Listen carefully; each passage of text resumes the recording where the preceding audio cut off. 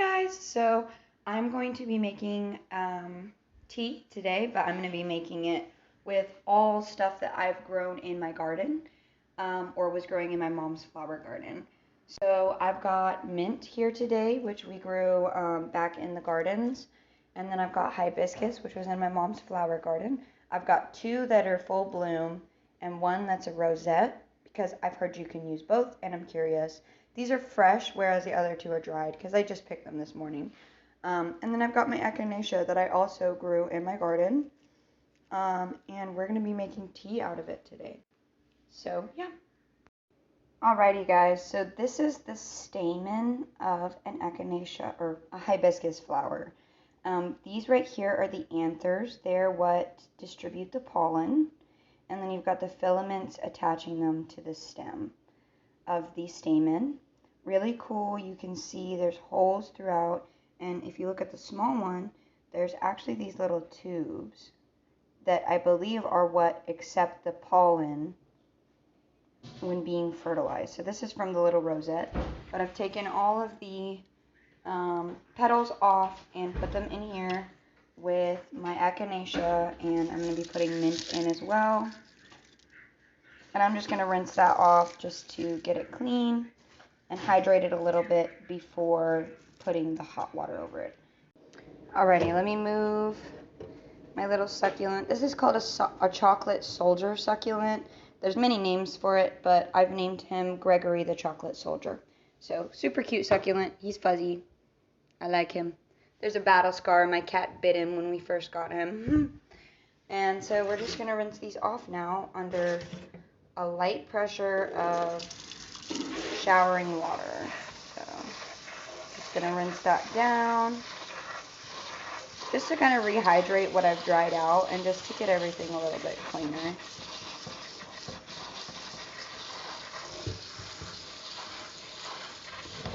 And that should be good. So I'm gonna let that water drain. And then we're gonna throw it into my teapot. Okay. So now I'm going to take all of the stuff that's in here, and this is a really awesome teapot. It's got like this little colander looking thing in it. A friend from church gave this to me. I love it. I've used it so many times. She gave it to me to use with a ton of Tivana tea that she wasn't using, but I like to use it for this because it works great. So I'm just going to put everything that's in this colander into this colander, and we're going to pour the boiling water over it.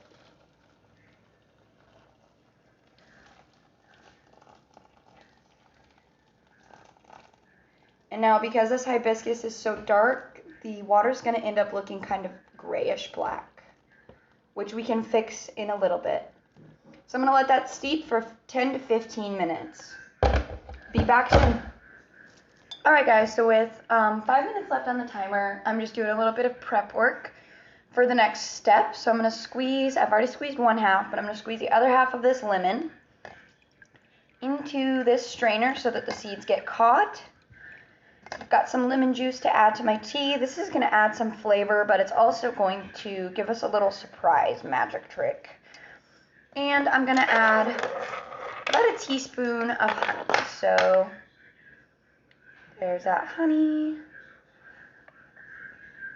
We've got a teaspoonful, and move this strainer so that it doesn't get stuck. And we're just going to scoop that out into our lemon juice.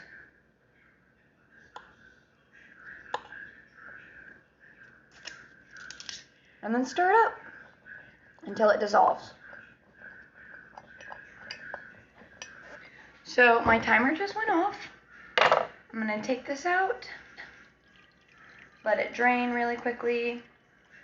And you see how it's kind of, it looks way more red on camera, but it's definitely got kind of like a brownish gray color. And we're going to let that drain off.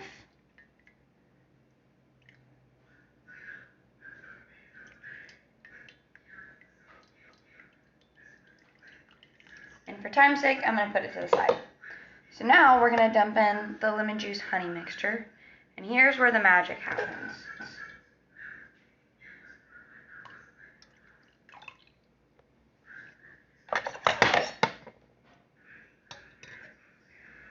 and then it turns this beautiful, light, bright red. Super cool. It has to do with the pH of the tea. So I poured mine over ice because I think it tastes better cold, especially with the hibiscus and the lemon.